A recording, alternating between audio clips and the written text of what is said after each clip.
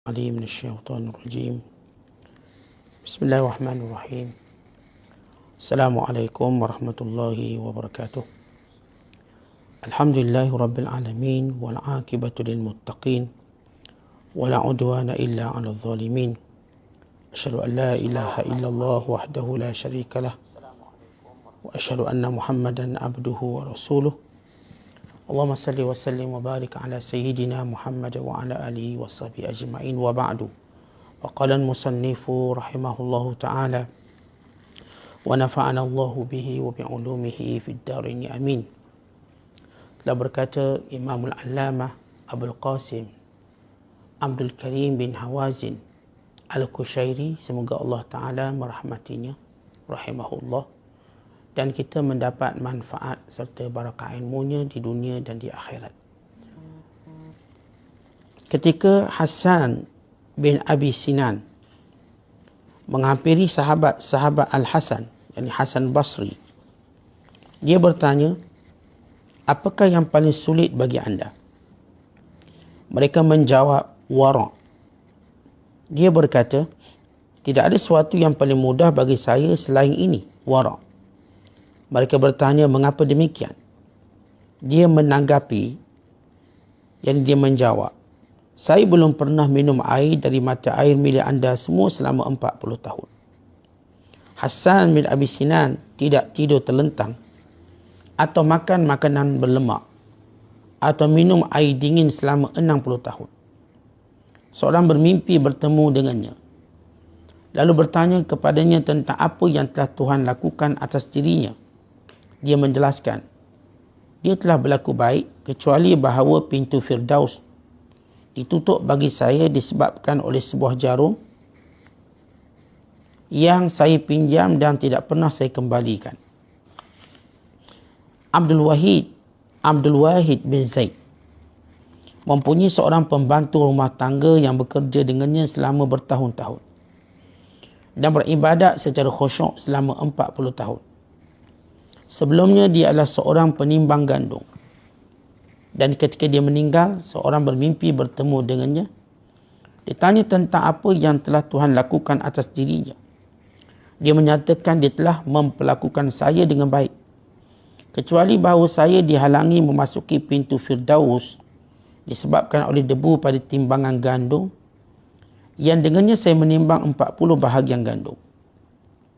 Sewaktu Isa putera Maryam AS melewati sebuah makam, seorang berteriak dari dalam kuburan. Allah Ta'ala menghidupkannya kembali. Dan Isa bertanya kepadanya, siapakah dia? Dia menjawab, saya adalah seorang pembuat seramik. Dan pada suatu hari sewaktu saya menghantar kayu bakar untuk seseorang, saya mematahkan sepotong kayu kecil. Sejak saya meninggal, saya dianggap bertanggungjawab atas hal itu. Abu Sa'id Al-Kharras sedang berbicara tentang wara'. Ketika Abbas bin Muhtadi berlalu di hadapannya, dia bertanya, wahai Abu Sa'id, apakah anda tidak mempunyai rasa malu? Anda duduk di bawah atap Abu Dawanik, minum dari penampungan Ain Zubaidah, dan melaksanakan jual beli dengan riba, tetapi berbicara tentang wara'.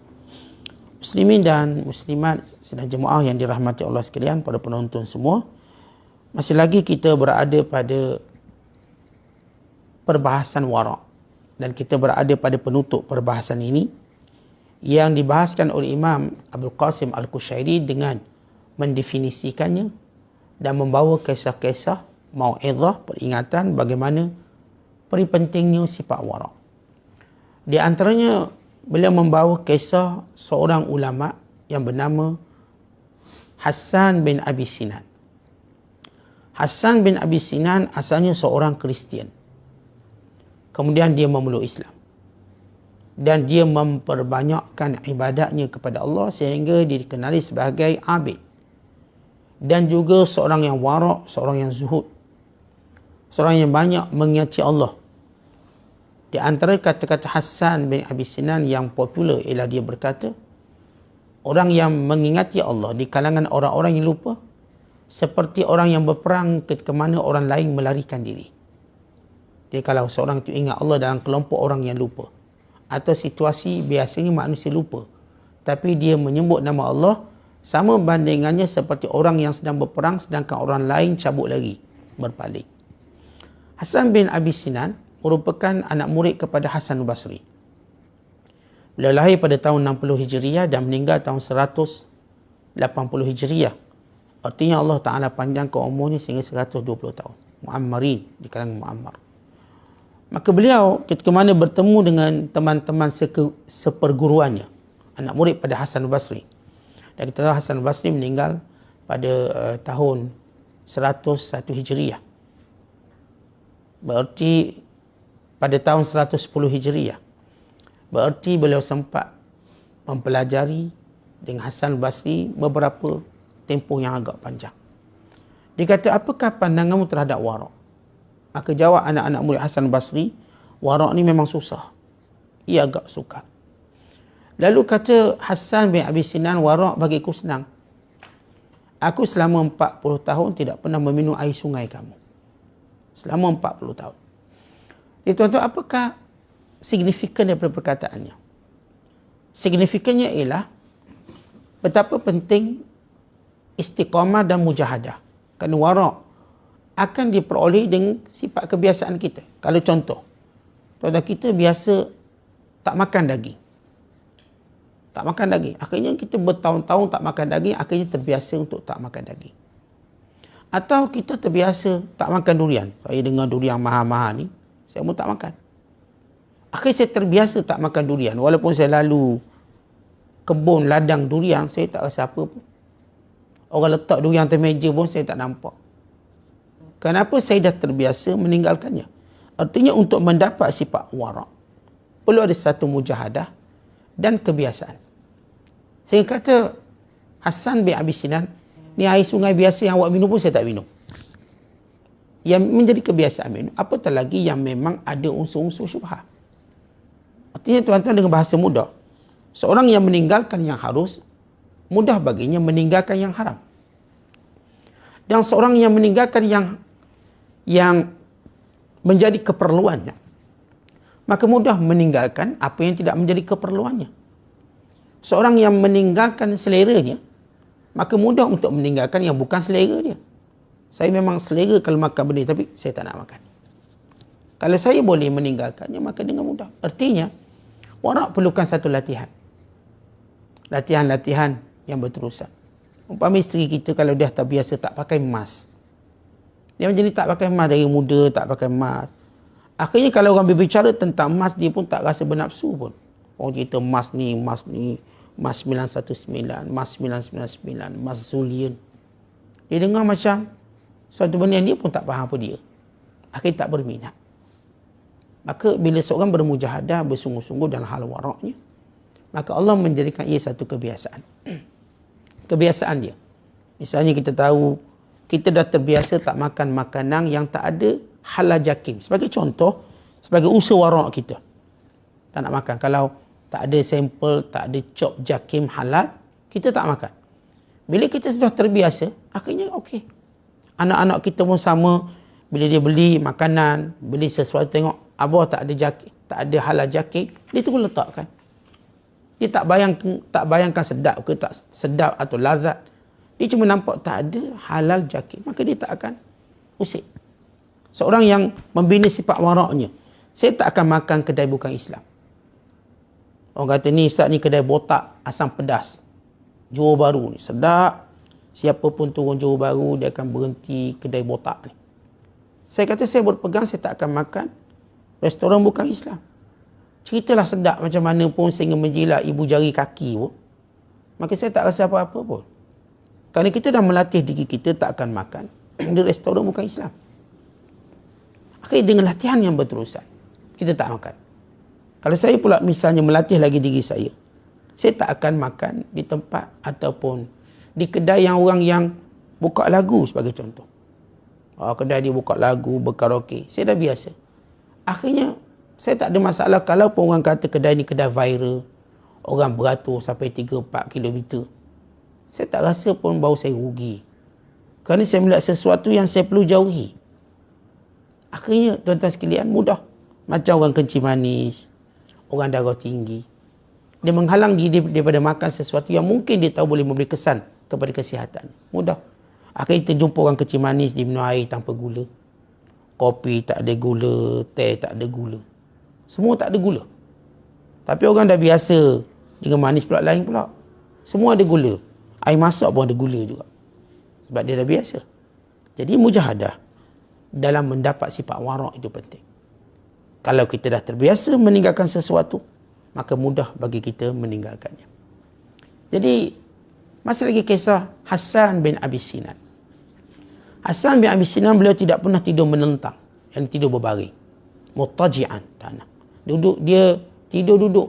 Duduk je macam tuan-tuan duduk tidur masih dengar kuliah. Tidur macam tu je. Dan beliau tidak makan dengan keadaan dengan cuba untuk kenyang, biar gemuk. La ya'kulu saminan, dia tak makan benda-benda yang boleh menggemukkan dia, yang boleh menyebabkan dia mengantuk, menyebabkan kurang kesungguhan dia dalam ibadat. Kalau dia antara perkara yang menghilangkan kesungguhan dalam ibadat, makan yang berlebihan.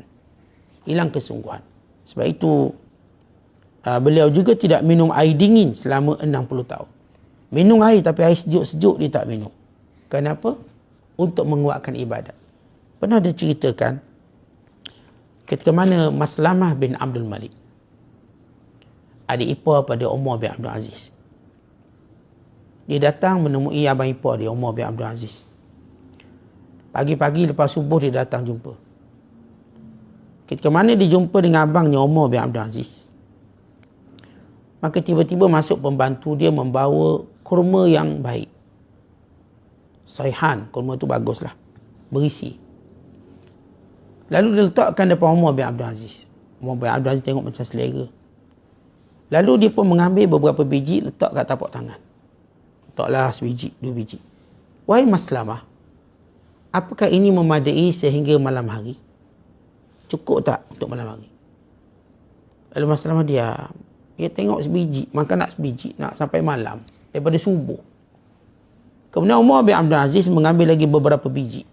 Letaklah 3 biji. Apakah cukup sampai malam? Lalu kata Maslamah, ia cukup. Ia jauh lebih baik daripada sebelum ini. Yang tadi sikit sangat. Lalu kata Umar bin Abdul Aziz, wahai Maslamah, apakah yang menyebabkan seorang masuk neraka? Apakah yang menyebabkan seorang masuk neraka? Lalu kata Maslamah, Tuhan telah memberikan kepada kami tazkirah yang begitu menyentap hati kami. Apa maksud Umar bin Abdul Aziz? Dia ambil sikit, nampak tak cukup. Dia ambil jumlah yang lebih banyak sikit. Yang kata Maslamah, ni boleh sampai malam. Banyak ni Umar bin Abdul Aziz nak makan. Nak beritahu. Bila kamu cuba berlebih-lebihan dalam keperluan kamu, maka bimbanglah sebab neraka. Kerana yang menyebabkan seorang masuk neraka kerana sifatnya berlebih-lebihan.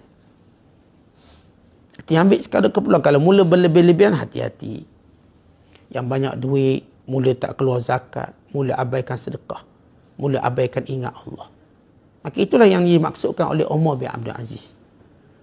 Maka ini sifat warak beliau dan cara beliau beri tazkirah cukup simple, cukup mudah. Dan Hasan bin Abi Sinan, dia kata, waktu mana dia meninggal dunia, seorang mimpi jumpa dia. Oh, dalam keadaannya Masya Allah baik. Tapi kata Hasan dalam mimpi, saya ni tak boleh masuk lagi syurga. Sebab saya ada pinjam jarum, 1 jarum. Saya lupa nak pulangkan. Maka Allah tahan saya seketika. Tuan-tuan bayangkan, dia bukanlah tak sengaja tak nak pulangkan. Dan bendanya kecil. Namun beliau tetap ditahan. Supaya kita, tuan-tuan, mengambil sikap berhati-hati dalam perkara yang melibatkan hak orang lain. Kita pinjam cangkul, tak pulang-pulang sampai tahun depan. Jumpa dengan jiran, pinjam cangkul kejap, pinjam, bagi. Senyap. Kita, tuan-tuan, jiran sebelah kita bagi makanan. Pinggang baru dia bagi tu. Kita bukan sekadar lupa nak balas, pinggang dia pun lupa nak hantar balik. Tengok-tengok pinggang kita makin banyak. Jadi perkara-perkara seperti ini jangan jadikan amalan. Bahaya. Kadang-kadang kita pinjam benda tu benda-benda kecil lah. Cangkul ke, kita pinjam cop betul ke. Kadang-kadang pinggang mangkuk makanan yang dihantar kepada kita. Maka jangan lupa untuk pulangkan balik. Kalaupun kita tak pulangkan makanan seperti dia, kita pulangkan hak dia. Supaya bimbang-bimbang inilah yang lekat nanti akhirat kelak. Kenapa Islam memandang tinggi hak orang lain? Kerana itu Umar bin Abdul Aziz, sewaktu mana beliau dekat nak wafat, dia panggil anak dia. Anak dia semua sekali 11 orang yang ada. Masa dia hidup tu lah. Sehingga riwayat menyebut, anak Umar bin Abdul Aziz ramai 15 orang daripada seorang isterinya bernama Fatimah binti Abdul Malik. Anak dia 15. Dan beberapa orang mati waktu hidupnya, di antaranya anaknya bernama Abdul Malik bin Umar bin Abdul Aziz. Ceritanya ialah waktu mana dekat nak mati, dia panggil semua anak dia, 11 orang. Dan dia kata, wahai anak aku tak tinggal harta banyak. Cuma ada beberapa dinar. Duit dia kalau bagi 11 orang tu, seorang dapat sedinar suku. 1.25 ataupun kita sebut 1 dinar suku. 1 dinar suku. 1 dinar suku je dapat, tak sampai 2 keping. Sedinar kemudian ada suku. Siap seorang. Berarti Umar bin Abdul Aziz tinggal untuk anak-anak dia 11 orang tu. Lebih kurang kita katakan 16 tak sampai 20 dinar. Sebab seorang dapat sedinar lebih je. Lalu dia kata, wahai anak aku tinggalkan kamu ni je yang ada. Yang lain untuk pengurusan jenazah. Kenapa aku tinggalkan kamu sikit? Kerana supaya kamu tahu, pertama, ayah kamu walaupun tinggal harta sikit, ayah kamu tak tinggal apa-apa hutang dengan orang. Tak ada hutang. Dan yang kedua, semua orang melihat kamu ada hak mereka. Sebab mereka tengok kamu ni anak khalifah. Wah, anak khalifah lebih belanja.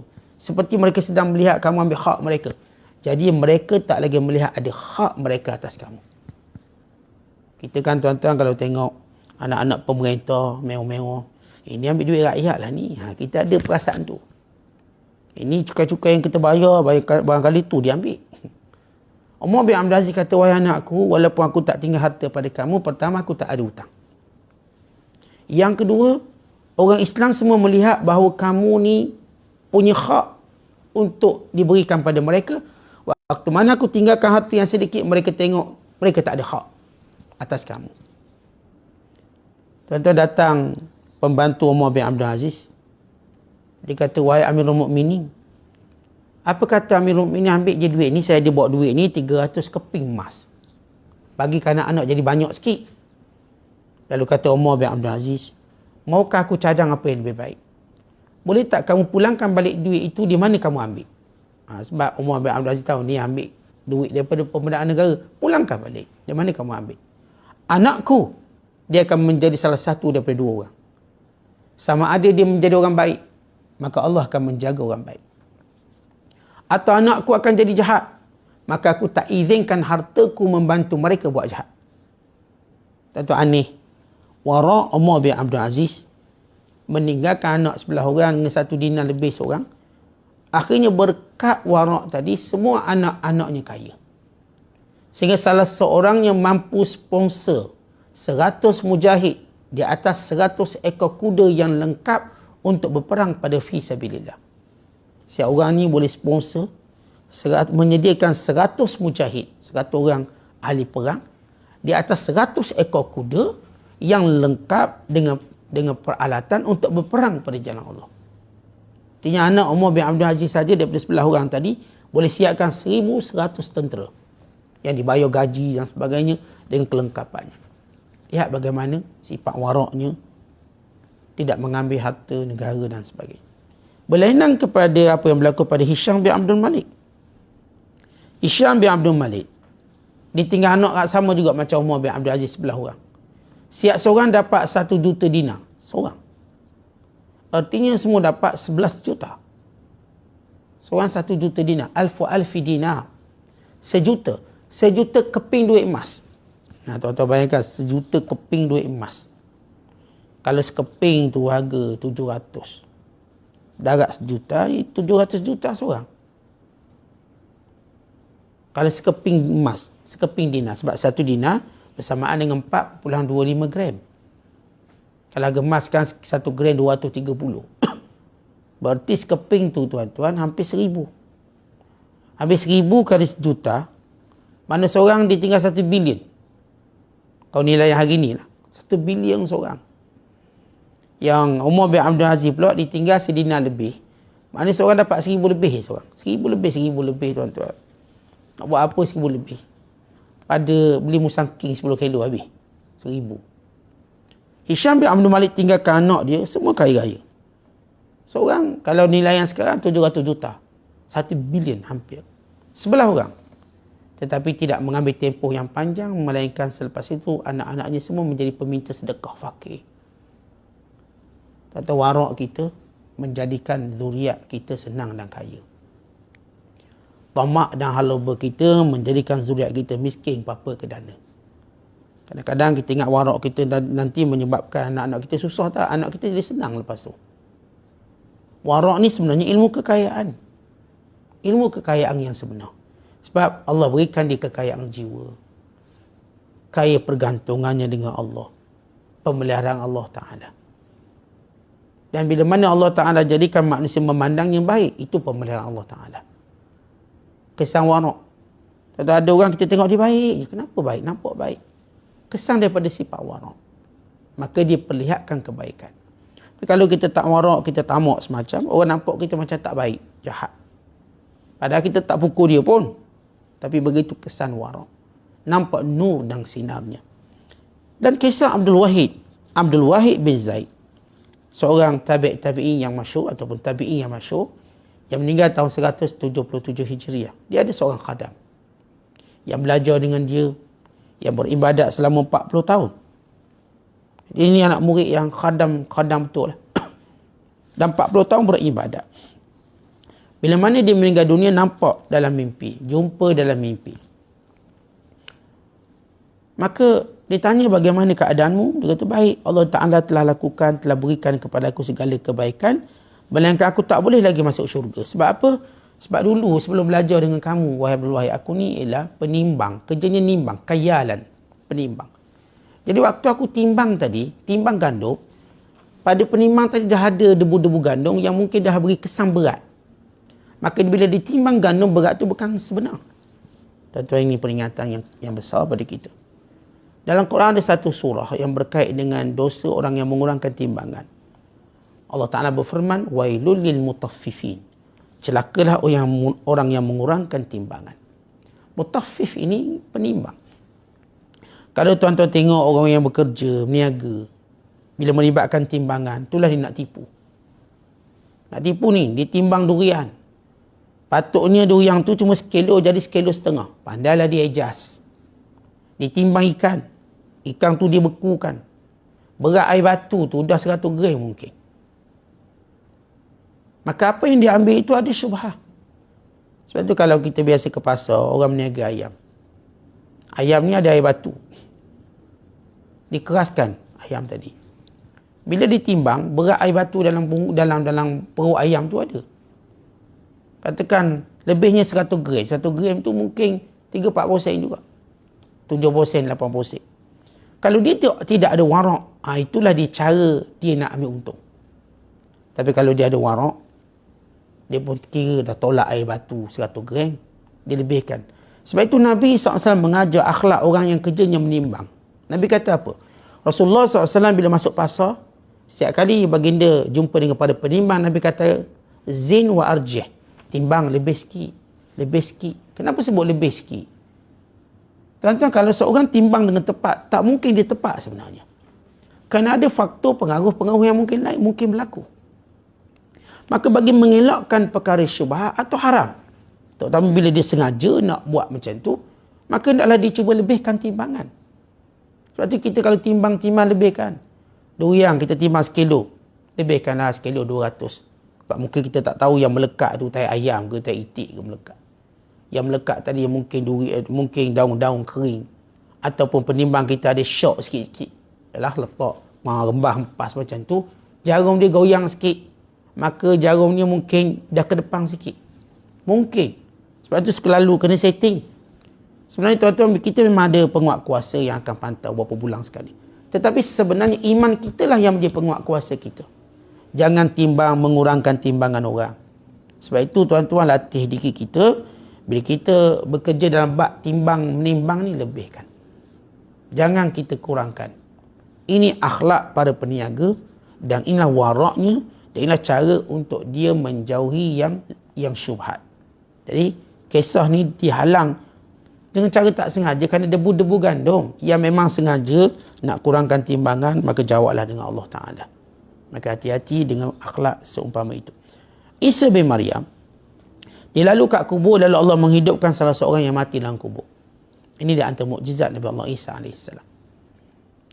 Lalu Isa AS bertanya, siapa kamu? Maka jawab dia, dulu saya ni kerjanya hammalan. Sini dia terjemah seramik. Hammalan ialah pembawa kayu api. Hammal. Diperbetulkan.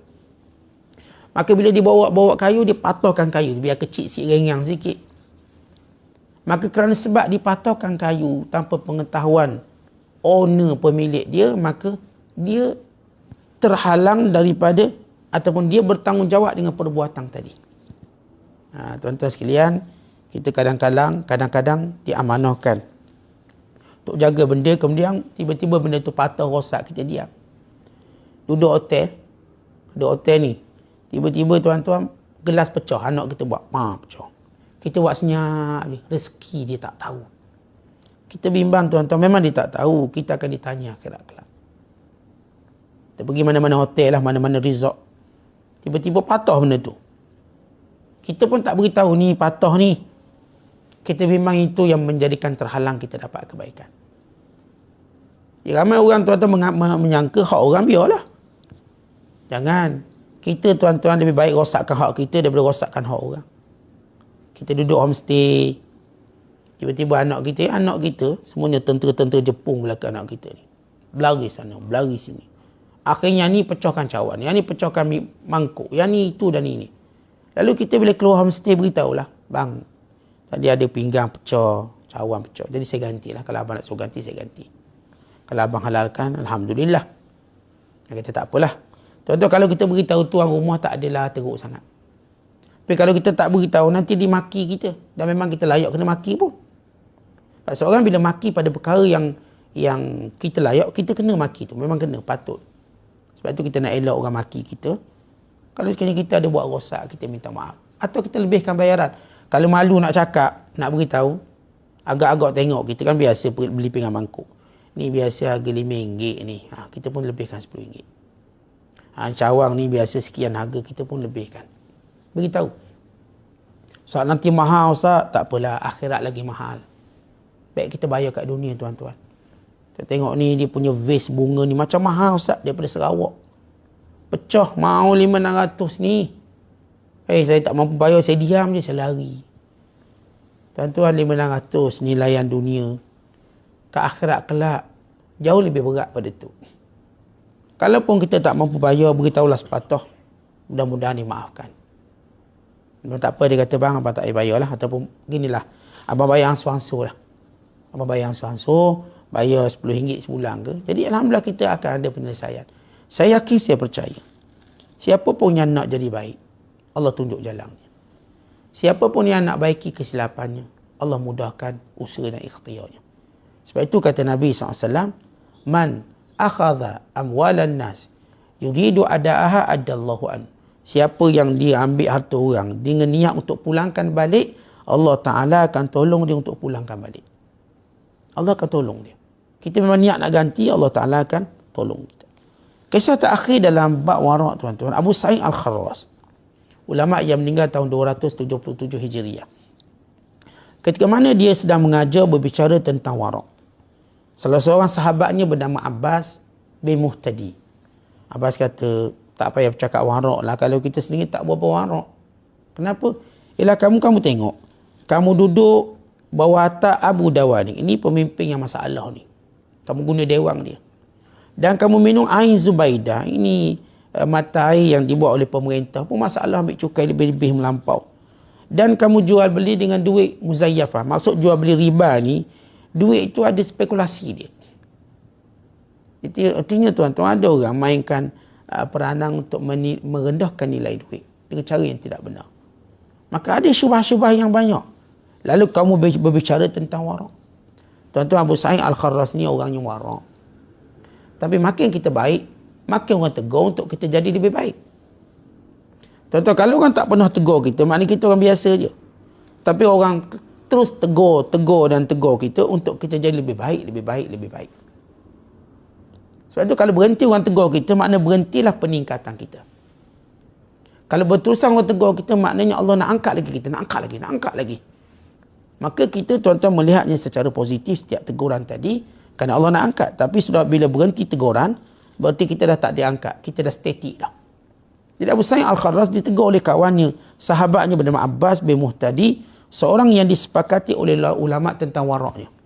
Ada satu kisah tentang Abbas ni tuan-tuan. Satu hari dia berkahwin. Maka pada malam pertama macam biasalah. Mana-mana orang lah malam pertama ni excited lebih. Maka tiba-tiba Abbas pada malam tu tak seronok. Dia malam pertama dia lagilah orang dulu kahwin. Bukan kena ikut WhatsApp. Bukan kena ikut dating memang. Keluarga tu kan. Lagilah seronok baru kenal. Maka waktu dia melihat isterinya, dia rasa macam sesuatu. Rasa macam tak berapa sedap, tak berapa seronok.